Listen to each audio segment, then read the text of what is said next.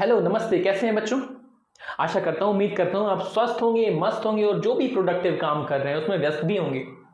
मेरा नाम है राहुल और शिक्षाशास्त्र के इस एजुकेशनल प्लेटफॉर्म पर आप सभी का स्वागत है। हम 9th फिजिक्स में चैप्टर नंबर 1 की बात कर रहे थे जिसका नाम है मोशन। यदि आपने हमारे अभी तक के पिछले वीडियोस नहीं देखे हैं तो जाकर उनको देख लीजिए। आपको एक प्लेलिस्ट दिखेगी, वहां सारे वीडियोस टॉपिक वाइज डले हुए हैं। आप पहले उनको विजिट कर लीजिए और फिर यहां आते हैं हम आज के सेशन में, जिसमें आपको कुछ इंपॉर्टेंट न्यूमेरिकल्स करने। पर इंपॉर्टेंट न्यूमेरिकल्स करने से पहले आपको इसकी थ्योरी के बारे में पता होना चाहिए, इसलिए जाकर आप प्लेलिस्ट में पिछले वीडियोस को ध्यान से देख लीजिए। ऑल्दो मैं यहां आपके लिए कुछ छोटा सा रिवीजन भी देने वाला हूं, पर फिर भी मैं आपको सजेस्ट करूंगा कि आप पहले पुरानी वीडियोस जरूर देख लीजिए। ये जो न्यूमेरिकल्स अभी आपके सामने करने वाला हूं, ये मेनली आपके एवरेज स्पीड और एवरेज वेलोसिटी के फिनोमेना पे होने वाले हैं। अब ये जो एवरेज स्पीड और एवरेज वेलोसिटी का फिनोमेना आपके सामने रखा गया था, वो कैसे रखा था फटाफट से समझते हैं। बच्चों यदि आपको याद हो, मैंने आपको uniform and non uniform motion समझाया था, करेक्ट। फटाफट से देख लेते हैं। यूनिफॉर्म मोशन का मतलब हुआ करता था कि सेम टाइम इंटरवल में डिस्प्लेसमेंट भी सेम होनी चाहिए।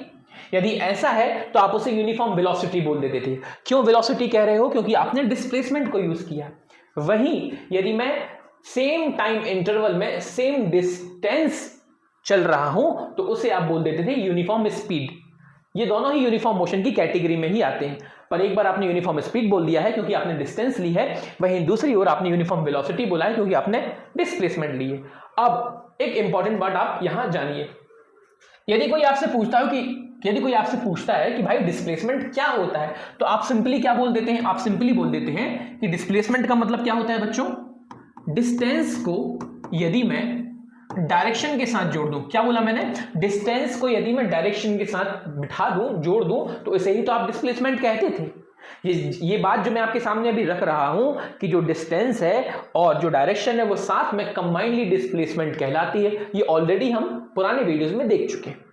नाउ द पॉइंट इज, ये मैंने क्यों बताया है? क्योंकि जैसे डिस्टेंस को एक सर्टेन डायरेक्शन में बोलने पर आप डिस्प्लेसमेंट कह सकते हैं, ऐसे ही जो वेलोसिटी होती है ये स्पीड प्लस डायरेक्शन होती है। मतलब यदि आप किसी स्पीड को एक पर्टिकुलर डायरेक्शन में लेकर चलते हैं और अपनी डायरेक्शन को फिक्स रखते हैं तो उसे आप वेलोसिटी कह सकते हैं, हाँ या ना। अब ये बात मैंने आपको क्यों बताई है? क्योंकि जब हम बात करते हैं यूनिफॉर्म वेलोसिटी की, यूनिफॉर्म स्पीड की, तो आपको कुछ बातों का ध्यान रखना बेहद जरूरी है।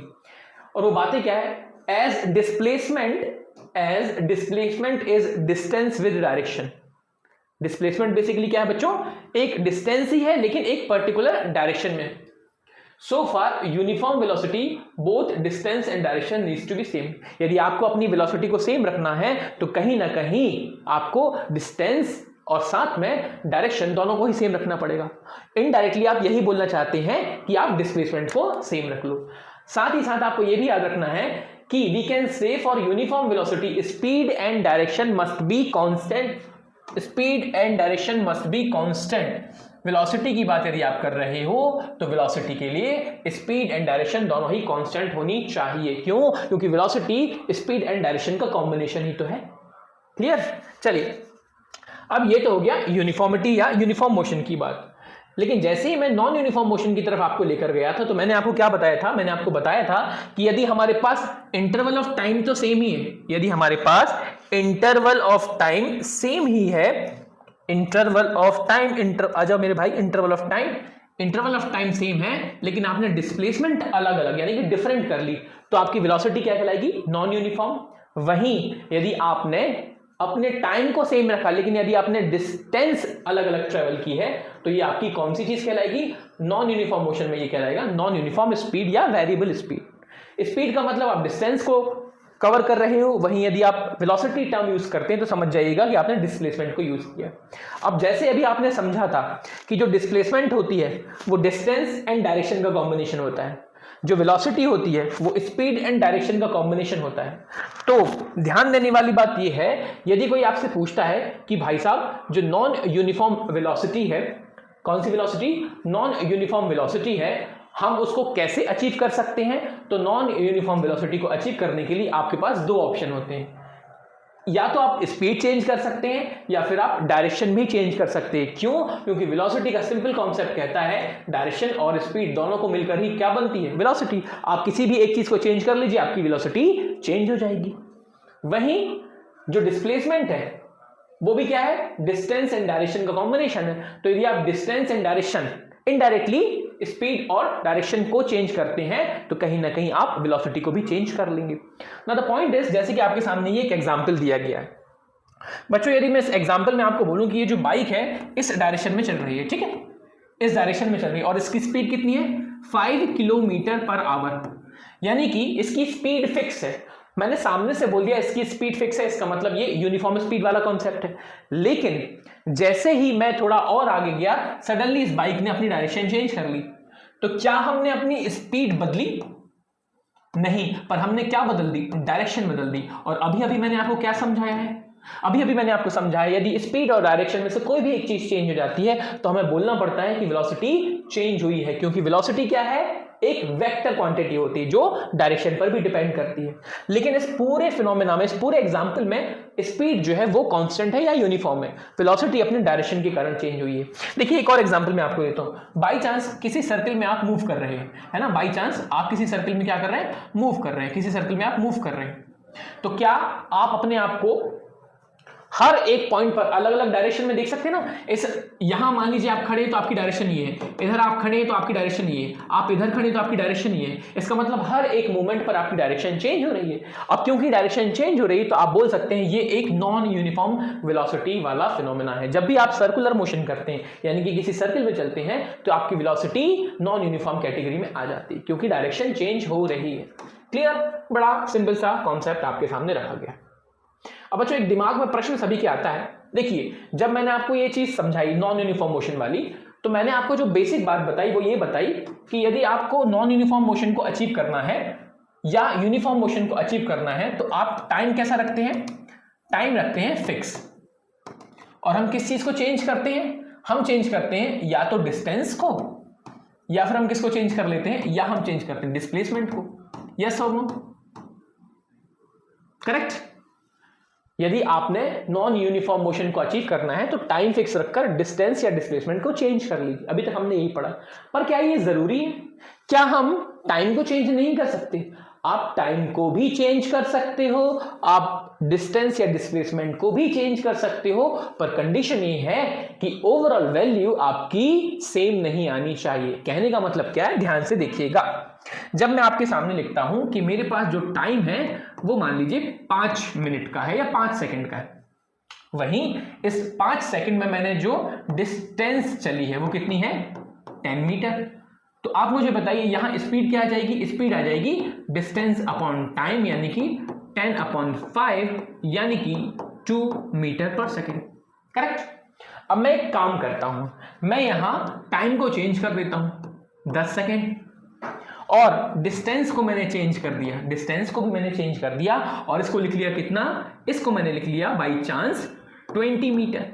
अब यदि मैं इस कंडीशन में स्पीड निकालूं तो कितनी आएगी, डिस्टेंस अपॉन टाइम यानी कि 20/10 2 मीटर पर सेकेंड।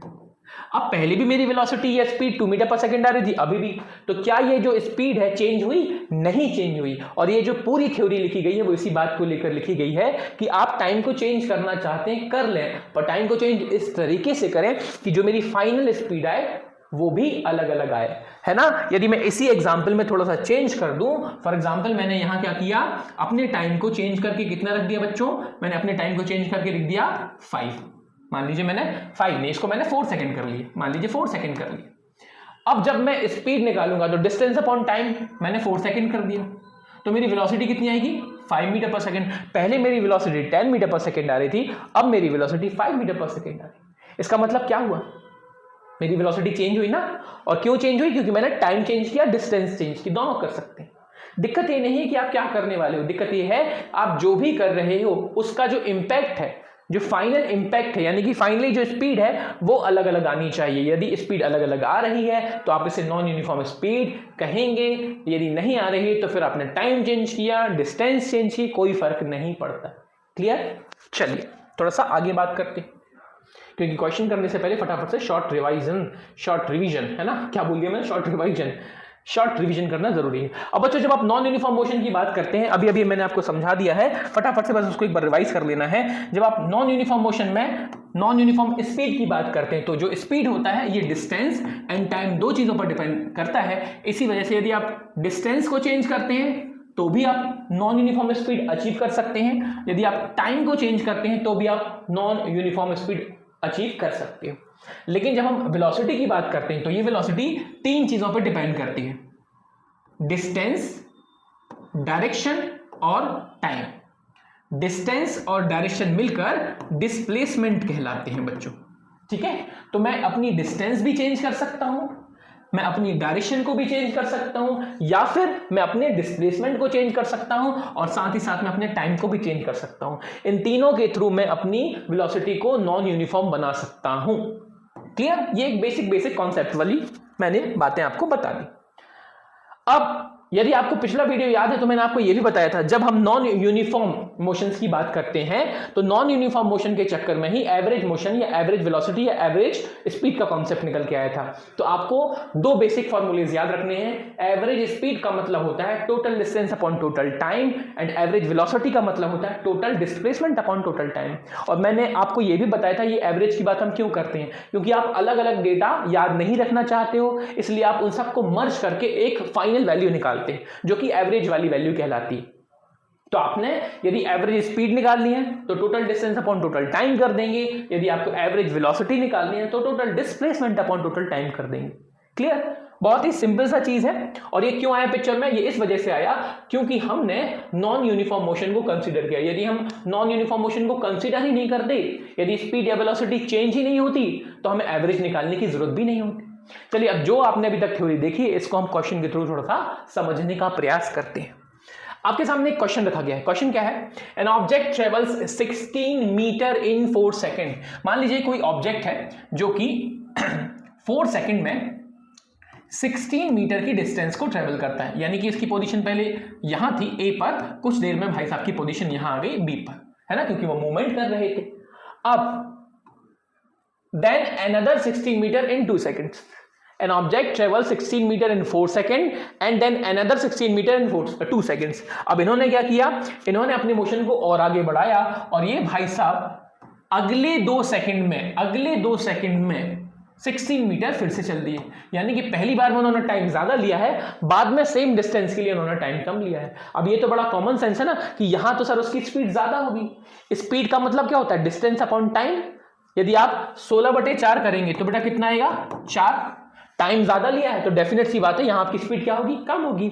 लेकिन यहां देखिए 16/2 यानी कि 8, यानी कि आपने कम टाइम में सेम डिस्टेंस अचीव की है, तो स्पीड आपकी क्या होगी? ज्यादा। पर हमें ये कैलकुलेट नहीं करना। हमारा जो क्वेश्चन है वो ये कह रहा है कि इस पूरी जर्नी में आपकी जो एवरेज स्पीड है वो क्या रही है। अब एवरेज स्पीड का फॉर्मूला हमारा क्या कहता है? एवरेज स्पीड का फॉर्मूला हमसे सिंपली कहता है total distance upon total time.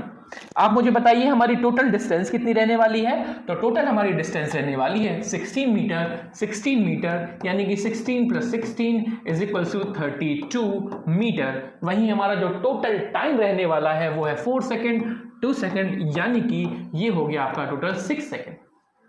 अब फटाफट से डिवाइड कर लीजिए। तो आप जानते हैं कि जब हम 6 पंचे बोलते हैं तो 30 आ जाते हैं। 30 का मतलब आपका ये फंडा हो गया, और इसी को आप 30 के बाद 2 बच रहा है, तो यदि आप इसको डिवाइड करना चाहते हैं मैथमेटिकली तो ऐसे भी कर सकते हैं। बाकी इतनी मैथमेटिक्स बच्चों आपको आनी चाहिए, आप 9th में आ चुके हो। इसको आप निकालेंगे तो नियर बाई ये 5.3 के आसपास का आंसर आएगा। ओके, द पॉइंट इज, हमेशा याद रखिए आंसर सिर्फ नहीं निकालना है, यूनिट इंपॉर्टेंट होती है। आपने डिस्टेंस मीटर में लिखी है और टाइम जो है वो सेकंड में लिखा हुआ है, इसलिए आपका जो आंसर है वो आएगा मीटर पर सेकंड में, और ये हमारे इस पूरे सिस्टम की एवरेज स्पीड निकल कर आने वाली।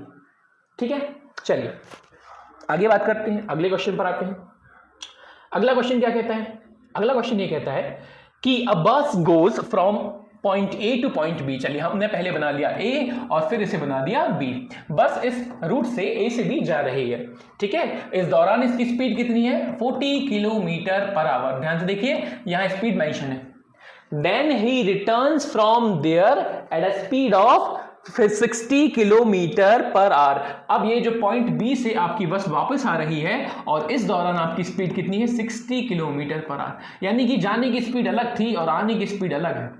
लेकिन ध्यान देने वाली बात यह है कि हम पहले ए से बी जा रहे थे और लौट के हम बी से ए आ रहे हैं, यानी कि आपकी जो डिस्टेंस है वो सेम ही है, आपने डिस्टेंस नहीं बदली, सिर्फ आपने स्पीड चेंज कर ली। तो अब इस कंडीशन में आपकी एवरेज स्पीड क्या होगी? अच्छा, यदि मैं आपसे एवरेज स्पीड से पहले मैं आपसे पूछता हूं एवरेज वेलोसिटी क्या होगी, तो बच्चों एवरेज वेलोसिटी जो है वो कैसे निकालते हैं? टोटल डिस्प्लेसमेंट ना, total displacement upon total time.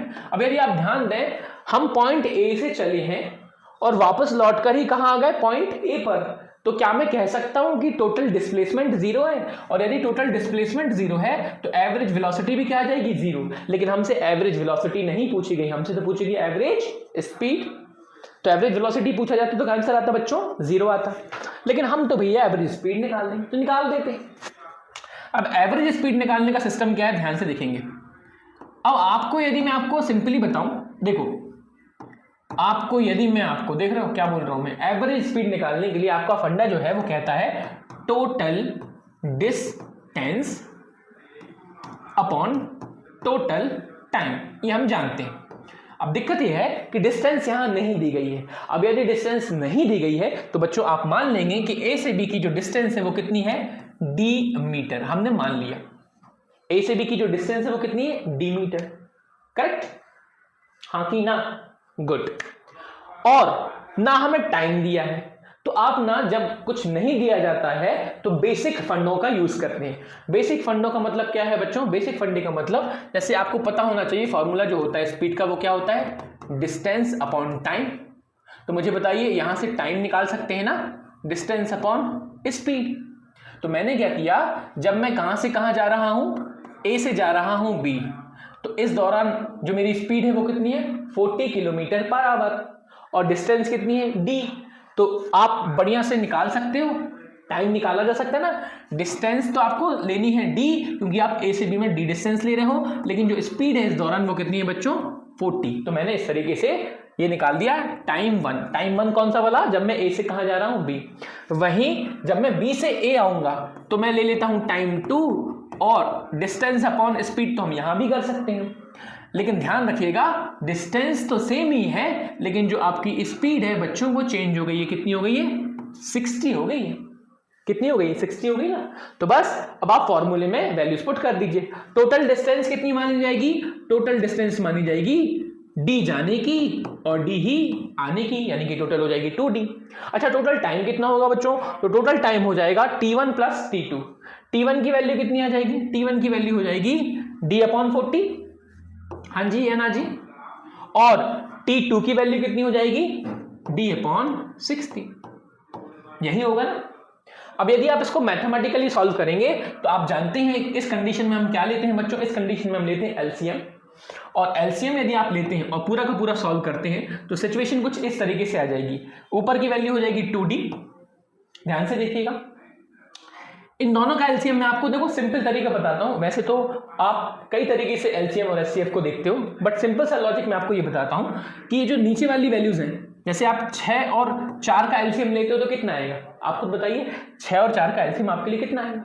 है ना, कुछ लोग बोलेंगे सर 12 ले लो, कुछ बोलेंगे 24 ले लो, अलग अलग टाइप के लोग बोलते हैं अलग अलग वैल्यू। मैं आपको ना इन सबसे अलग एक चीज बता देता हूं कि आप एलसीएम लो ही मत, आप सिंपली क्या करो, इन दोनों का इंटू कर दो। 40 का 60 का साथ में इंटू कर दीजिए, है ना। 40 और 60 का आपने क्या कर दिया? साथ में इंटू कर दिया। ये लीजिए, कर दिया इंटू। अब यहां किसकी कमी थी? यदि आपने इन दोनों में 40 और 60 का इंटू किया है तो यहां किसकी कमी है? 40 तो पहले से, किसकी कमी है? 60 की, तो ये अपन ने लिख दिया 60। ऐसे ही इधर पहले से 60 मौजूद है, कमी किसकी है? 40 की, तो मैंने यहां 40 लिख दिया। और याद रखिए ये जो मैंने डी है ना बच्चों, ये डी भी यही इन्हीं के साथ लिख दिया, क्योंकि पहले से डी तो मौजूद ही था। अब इसको यदि आप सॉल्व करेंगे तो ध्यान से देखना, मैं आपको इधर लिख के बता देता हूं। यदि आप इसको सॉल्व करेंगे तो ऊपर वाली वैल्यू लिखिए 2d, नीचे की वैल्यू कितनी आ जाएगी? 60 एंड 40, टोटल कितना हो जाएगा? 100d। और मैथमेटिक्स में जो चीज नीचे होती है कहां शिफ्ट कर जाती है बच्चों? ऊपर शिफ्ट कर जाती है। तो ऊपर जाने पर ये कितना हो जाएगा? 60 इंटू 40। तो d से d कट गया। फाइनली हमारा जो आंसर आने वाला है वो कुछ इस तरीके से आने वाला है। ध्यान से देखिए, 2 इंटू 60 इंटू 40 अपॉन 100। क्या ये बोला जा सकता है? लीजिए मैंने ये दोनों जीरो से काट दिया, हमारी जो वैल्यू आएगी वो कितनी आएगी 6 4 यानी कि 24 और 2 48। ये आपका आंसर आ गया। और ध्यान रखने वाली बात ये है बेटा, ये जो 48 है ये आपने क्या निकाला है? ये आपने निकाली है एवरेज स्पीड ना, और स्पीड का मतलब आपको स्पीड का मतलब कौन सी यूनिट लेनी है? किलोमीटर पर आवर की। जो हमें पहले से गिवन है वही यूनिट हम लेते हैं, तो ये आ जाएगी किलोमीटर पर आवर। करेक्ट। अब ये जो पूरा क्वेश्चन है, इस पूरे क्वेश्चन में हमने डिस्टेंस मानी थी, टाइम हमने स्पीड के थ्रू निकाला था, लेकिन आपको ना ये सारा तामझाम नहीं करना है। जब भी आपके पास कोई ऐसा क्वेश्चन आ जाए जिसमें डिस्टेंस सेम है, क्या बोला मैंने? जब भी आपके पास कोई ऐसा क्वेश्चन आ जाए जिसमें डिस्टेंस सेम है, जैसे कि यहां देखिए ए से बी फ्रॉम बी से ए आई, डिस्टेंस तो सेम है, तो ऐसे क्वेश्चंस के लिए आपको क्या करना है? ऐसे क्वेश्चन के लिए आपको एक सिंपल सा फॉर्मूला इस्तेमाल कर लेना है, और वो फॉर्मूला एवरेज स्पीड का होता है बच्चों 2xy upon x plus y।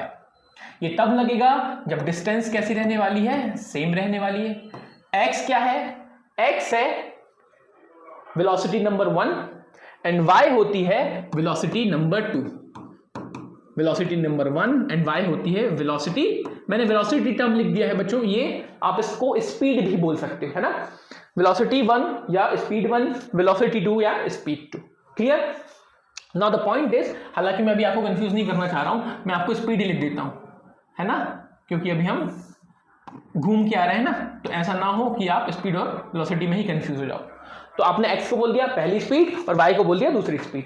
क्या हम इस फॉर्मूले से सेम आंसर निकाल सकते हैं? तो चलिए करके देख लेते हैं। अभी अभी आपने x का मतलब कितना माना है? 40 किलोमीटर पर आवर, और y का मतलब कितना माना है? 60 किलोमीटर पर आवर। और क्या हमारी डिस्टेंस सेम है? बिल्कुल है, हम पहले गए हैं और फिर उसी रूट से वापस आ गए, इसका मतलब डिस्टेंस सेम है। तो क्या ये डायरेक्ट फॉर्मूला यूज कर सकते हैं? बिल्कुल। 2x की वैल्यू कितनी हो जाएगी हमारे लिए? 40, y की वैल्यू कितनी हो जाएगी हमारे लिए? 60, और नीचे दोनों को जोड़ दीजिए 100, 60 और 40 100। तो लॉजिकली देखिए आप वही आंसर आने वाला है ना, अभी हमने जो किया था 48 किलोमीटर पर आवर। लेकिन याद रखिए ये फॉर्मूला तभी आपके लिए एप्लीकेबल होगा जब आपकी जो डिस्टेंसेस हैं वो सेम रहने वाली हैं, कहीं भी आप इसको यूज नहीं कर सकते। क्लियर? ये चीज याद रखिएगा। आपके लिए मैंने नोट भी बना दिया इसलिए कि जब भी आपकी जो डिस्टेंस है वो कांस्टेंट है, कांस्टेंट का मतलब सेम, आप ए से बी गए फिर बी से ए वापस आ गए। अच्छा, ऐसा नहीं है कि आपको वापस आना है, ये जरूरी नहीं है, हो सकता है आप ऐसे काम कर रहे हो। कैसे? आप गए हो ए से बी सेम डिस्टेंस, फिर आगे चले गए, लौट के नहीं है आगे चले गए, तब भी डिस्टेंस कैसी है? सेम। तो उसमें भी ये फॉर्मूला यूज किया जा सकता है, but do remember this particular formula 2xy upon x plus y। चलिए आगे बात करते हैं कुछ नए क्वेश्चंस की। अरे क्या हो गया? अच्छा, नए क्वेश्चंस की बात करते हैं। नए क्वेश्चन क्या कहता है? नया क्वेश्चन कहता है Sita while driving to mall computes the average speed for her trip to be 40 km per hour on her return trip along the same route। देखिए अब आपको इसी क्वेश्चन को, वही क्वेश्चन जो हमने किया है वैसा ही कुछ क्वेश्चन आपके लिए दिया गया है, पर इस बार आप फॉर्मूले को यूज करेंगे। अब आप पूरी प्रोसेस नहीं करेंगे, ध्यान से देखिए। Sita while driving to mall computes the average speed for her trip to be 60 km per hour on her return trip along the same route there is a less traffic speed and the average speed is 50 km per hour. What is the average speed and average velocity for Sita's trip? Question ये है कि सीता जी कहाँ गई? Mall गई, अपने घर से, मान लो, है ना, ये उनका घर था और ये था मॉल। करेक्ट। पहले स्पीड कितनी थी इनकी? 40 किलोमीटर पर आवर जाते वक्त। अब जब वो लौटी तो इनकी स्पीड कितनी हो गई? लौटने पर स्पीड कितनी हो गई? 50 किलोमीटर पर आवर। क्यों? क्योंकि कारण दिया था कि ट्रैफिक जो था वो लेस था। अब मुझे बताइए, क्या हम पूरा का पूरा क्वेश्चन प्रोसेस वाइज कर सकते हैं या फिर हम डायरेक्ट फॉर्मूले को भी यूज कर सकते हैं? बेटा आप डायरेक्ट फॉर्मूले को यूज कर सकते हो। रीजन बीइंग, इस फॉर्मूले को यूज करने का मेन रीजन ये है कि यहां जो सिस्टम बना है वो सिस्टम हमारा सेम डिस्टेंस वाला है, जाने का और आने का जो डिस्टेंस है, रूट है, वो तो सेम है। दैट मीन्स आप डायरेक्ट वो फॉर्मूला यूज कर सकते हैं। किसके लिए? एवरेज स्पीड के लिए। 2xy upon x plus y। x की वैल्यू क्या हो जाएगी? 40, y की वैल्यू हो जाएगी 50, दोनों को नीचे जोड़ दीजिए तो आ जाएगा 90। करेक्ट। अब आप इसको क्या कर सकते हैं? सॉल्व कर सकते हैं, है ना। इस तरीके से आप इस क्वेश्चन को कर सकते हैं। कितना हो जाएगा ये? 40 50 और ये हो जाएगा आपका 90, तो ये कितना हो गया आपका, ये 10 हो गया, ये हो जाएगा आपका टोटल 400 डिवाइडेड बाय 9, है ना। 5 इंटू 2 10, और ये 40 को अपन ने 10 से इंटू किया, हो जाएगा 400, और नीचे इसका वैल्यू किसकी है, डिनोमिनेटर में 9 है। तो यदि आप 400 को 9 से डिवाइड कर रहे हैं तो कितना आंसर आएगा, फटाफट से निकाल लेते हैं। ये आ जाएगा आपका 36 आएगा सबसे पहले। जब आपने 36 को यहाँ रखा तो फिर से 4 आएगा, यानी कि अगेन आपको 36 डेवलप करना पड़ेगा और उसके बाद फिर से 4 बचेगा, यानी कि 44.44 के आसपास आपकी वैल्यू आएगी, जिसे आप नियर बाय 45 भी लिख सकते हैं। हालांकि लिखा नहीं जाता सिग्निफिकेंट फिगर के हिसाब से, बट आपकी जो वैल्यू है वो इतनी आ रही है। और याद रखिएगा आपकी वैल्यू किस में लिखनी है, आपको किलोमीटर पर आवर में आपको मेंशन करनी। क्लियर बच्चों, यहां हमने डायरेक्ट फॉर्मूले को यूज करके ये वैल्यूज निकाली, हमने क्वेश्चन को प्रोसेस वाइज सॉल्व नहीं किया। क्यों कर पाया मैं, क्योंकि हमें डिस्टेंस सेम दिख रही थी। चलिए, आई होप ये बात आपके लिए एकदम क्लियर हो गई होगी। अगेन एक क्वेश्चन है, क्वेश्चन क्या है, during an experiment a signal from a spaceship reached the ground station in 5 minutes. What was the distance of the spaceship from the ground station? The signal travels at the speed of light, that is इतना इतना इतना। आपको ये बोला गया कि कोई spaceship जो है वो ऊपर ऐसा धूम मचा रही है, ठीक है। वहां से अपन ने एक सिग्नल भेजा, लो भेज दिया। जब आपने ये सिग्नल भेजा तो वो सिग्नल जो है ग्राउंड यानी कि जमीन पर आते आते कितना टाइम ले लिया उसने, 5 मिनट। अब 5 मिनट का मतलब कितने सेकंड, इसमें 60 का 60 का इंटू कर दीजिए तो आ जाएगा, यानी कि ये हो जाएगा 300 सेकंड्स, हाँ है ना। यानी कि 300 सेकंड में सिग्नल जो है वहां से स्पेसशिप से जमीन तक आ गया। अच्छा, अब हमसे पूछा क्या है, हमसे पूछा है what was the distance of the spaceship, मतलब कि जमीन से ये जो स्पेसशिप है कितनी डिस्टेंस पर। अब आपको कैसे निकालना है, उसको निकालने के लिए आपको ये स्पीड भी दे रखी है लाइट की। अब सिग्नल जो है वो बेसिकली क्या है, लाइट ही तो है ना। तो आप सिंपल सा फॉर्मूला लगा दीजिए, किसका, जो स्पीड है वो क्या होता है, डिस्टेंस अपॉन टाइम, यही ना बोलते हैं हम। हमें सर स्पीड दे रखी है कितनी, 3 इंटू 10⁸ मीटर पर सेकेंड। डिस्टेंस आपको फाइंड करनी है और टाइम जो है वो हमने ले लिया है 300 सेकेंड, हमने नहीं लिया है, हमें गिवन है। तो बस आपको डिस्टेंस निकाल देनी है, और डिस्टेंस निकालने के लिए क्या करना है, बस आपको इस 300 को यहां पहुंचा देना है। तो जैसे ही आप 8 लग गया, 3 इंटू 10⁸ इंटू 300 करेंगे तो वैल्यू कितनी आ जाएगी, यहां मैंने 3 को 3 से इंटू कर दिया तो आंसर हो जाएगा 9, और बाकी जितने भी जीरो हैं उनको साथ में रख दीजिए। तो पहले से कितने जीरो थे, 8, और बाद में कितने जीरो हो गए, 2, यानी कि टोटल हो जाएगा 10⁻10। और ये जो आपकी वैल्यू आई है बच्चों, ये डिस्टेंस की बात कर रहे हो तो ये आंसर मीटर में आएगा, यानी कि आपकी स्पेसशिप जो है बहुत दूर बैठी। क्यों, क्योंकि वैल्यू बहुत ज्यादा आ रही है ना, करेक्ट, इतने मीटर दूर आपकी स्पेसशिप बैठी। सिंपल सा एक क्वेश्चन था जिसमें आपको डिस्टेंस, स्पीड, टाइम का यूज करना था। क्लियर, चलिए, ये छोटे छोटे बेसिक से क्वेश्चंस हैं जो 9th के एग्जामिनेशन में कभी कभी आपके लिए पूछ लिए जाते हैं।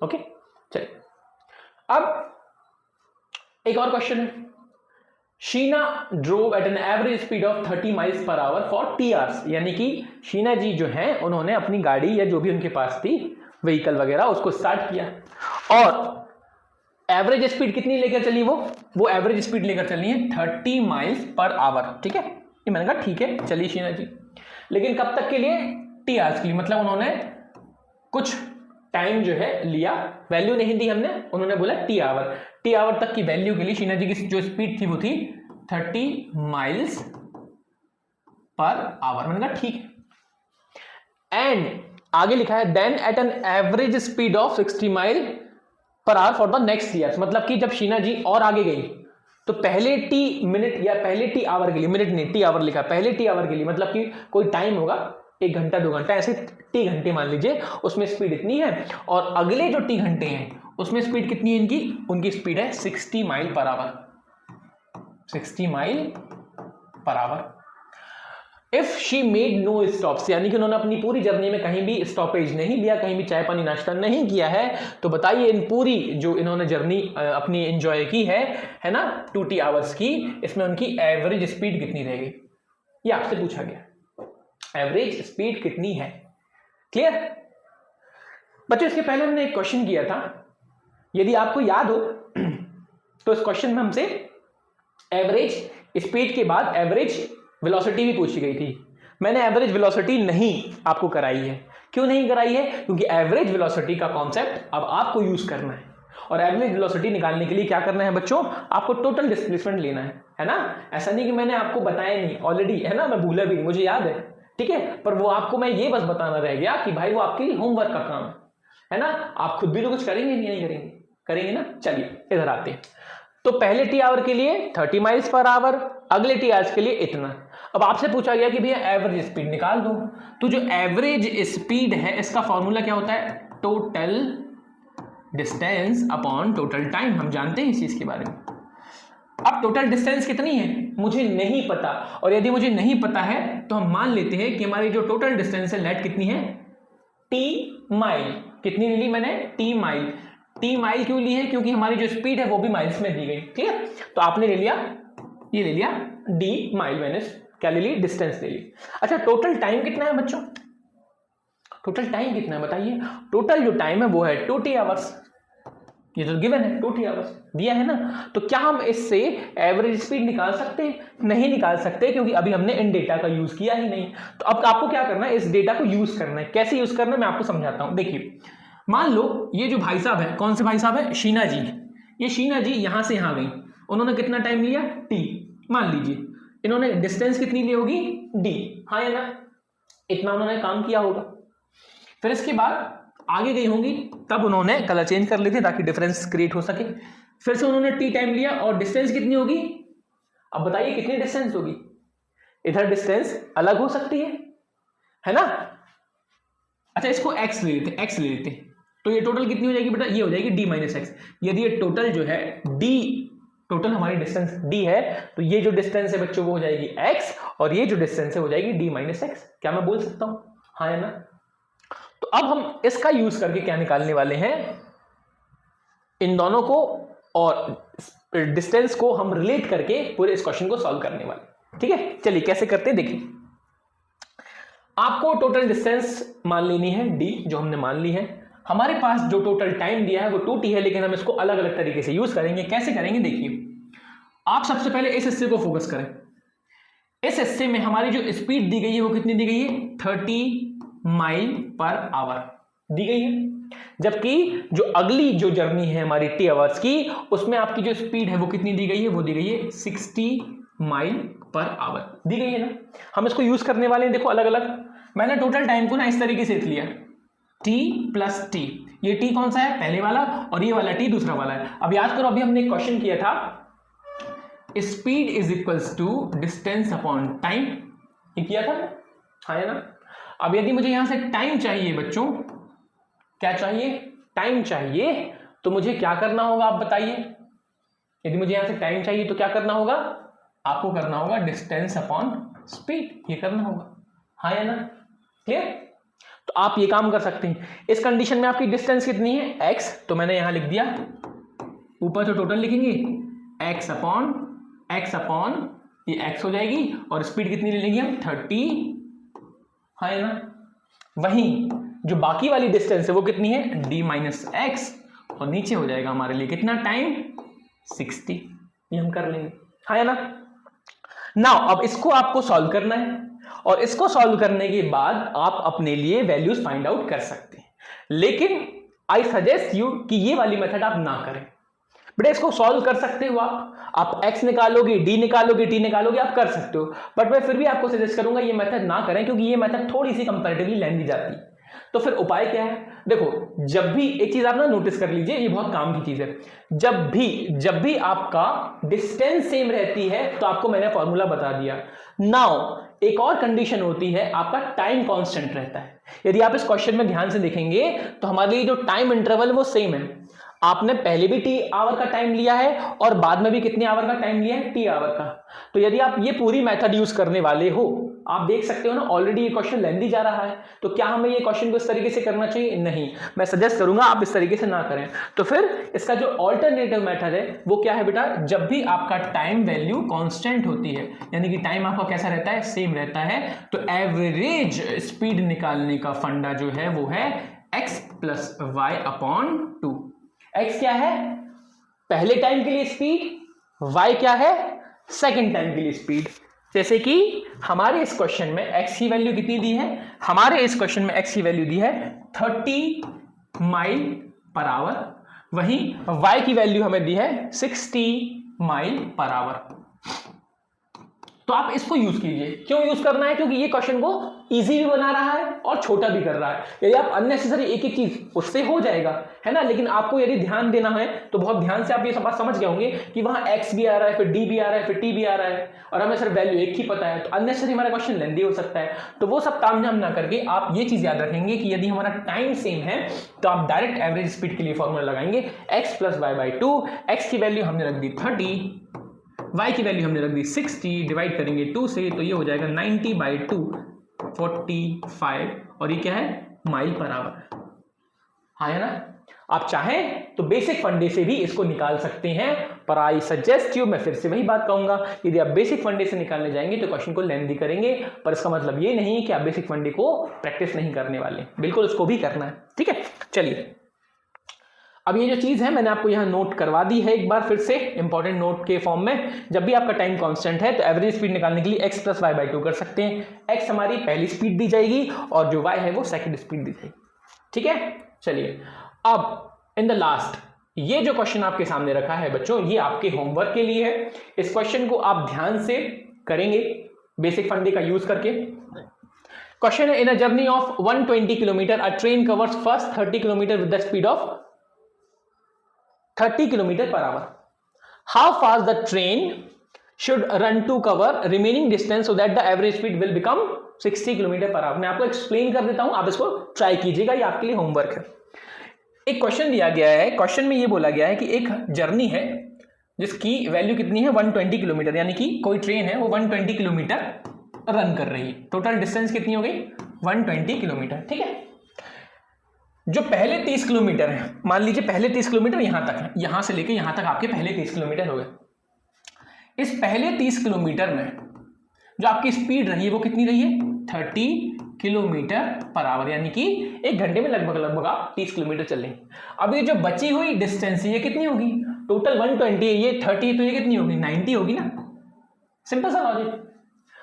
तो इस क्वेश्चन का ये पूछना है, मुझे बताइए जो हमारी सेकेंड जर्नी है, यानी कि जो 90 किलोमीटर वाली जर्नी है, यहां हमारी स्पीड कितनी होनी चाहिए, यहां हमारी स्पीड कितनी होनी चाहिए कि इस पूरे सेशन में, यानी कि इस पूरी जर्नी में मेरी average speed 60 kilometre per our हो जाए। बच्चों इस क्वेश्चन को घुमा के दिया गया है। अभी हमको ये वाली वैल्यूज दी जाती थी और हम एवरेज स्पीड निकालते थे। इस बार उन्होंने एवरेज स्पीड दे दी है और आपसे एक वैल्यू यहां दे दी है, एवरेज स्पीड दे दी है, दूसरी आपसे पूछी है, यानी कि क्वेश्चन को उन्होंने रिवर्स कर दिया है। लेकिन मुझे पूरा भरोसा है कि आप ये काम कर सकते हैं। तो आपने क्या करना है, इस क्वेश्चन को खुद से ट्राई करना है। जब मैं अगली क्लास लूंगा तो सबसे पहले यही क्वेश्चन आपके साथ सबसे पहले शेयर करूंगा, इसका आंसर भी बताऊंगा। जो कर लेंगे वो चेक कर लीजिएगा और जिन्होंने ना किया हो वो फिर से इसको ट्राई कर सकते हैं। ठीक है, तो फिलहाल के लिए मैं आपको बोलूंगा थैंक यू सो मच, और हंसते रहिए, मुस्कुराते रहिए और यूं ही पढ़ते रहिए।